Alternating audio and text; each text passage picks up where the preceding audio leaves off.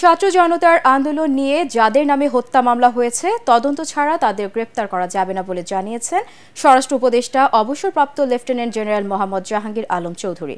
সকালে ডিএমপিতে পুলিশের ঊর্ধ্বতন কর্মকর্তাদের সাথে মতবিনিময় শেষে এ কথা জানান তিনি। আইন নিজ হাতে তুলে না নেওয়ার আহ্বান জানিয়ে স্বরাষ্ট্র উপদেষ্টা বলেন, প্রকৃত দোষী হলেও তাদের আইনের কাছে সোপর্দ করতে হবে। তরিক ইসলামের রিপোর্ট। সকালে ডিএমপি সদর দপ্তরে পুলিশের ঊর্ধ্বতন কর্মকর্তাদের সাথে বৈঠক শেষে সাংবাদিকদের সাথে কথা বলেন স্বরাষ্ট্র উপদেষ্টা। যেহেতু চাঁদাবাজিরা যদি বন্ধ হয়, জিনিসপত্রের দাম কিন্তু একটু সহনীয় পর্যায়ে চলে আসবে।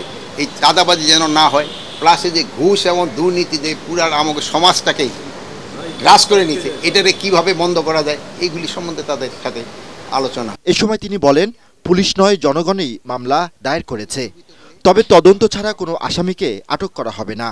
শুধু যারা দোষী তাদেরই নাম দেন, অন্য কারোর নাম দেন না। অন্য কাছে নাম দিলে এটা করতে তদন্ত করতে সময়ও বেশি যাচ্ছে এবং অনেক সময় নিরীহ লোকও যেন হেনস্থা না হয়, এদিকে খেয়াল রাখবে।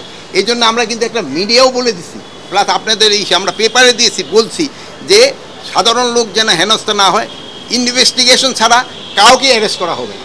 পুলিশের ভাবমূর্তি ফেরানো এবং ট্রাফিক নিয়ন্ত্রণে নির্দেশ দেওয়া হয়েছে বলেও জানান স্বরাষ্ট্র উপদেষ্টা। জনবান্ধব পুলিশ এটা যেন বাস্তবে হয়, এটা যেন কোনো কাগজ কলমে না থাকে, এইটা সম্বন্ধে আমি তাদের বলছি। ট্রাফিকের যে একটা সমস্যা হচ্ছে, এই ট্রাফিকটা আমাদের কিভাবে উন্নত করা যায় এটার ক্ষেত্রে বলা হয়েছে। এ সময় ঢাকা বিশ্ববিদ্যালয় এবং জাহাঙ্গীরনগর বিশ্ববিদ্যালয়ের ঘটনা নিয়ে দুঃখ প্রকাশ করেন তিনি। তরিক ইসলাম, এটিএন বাংলা, ঢাকা।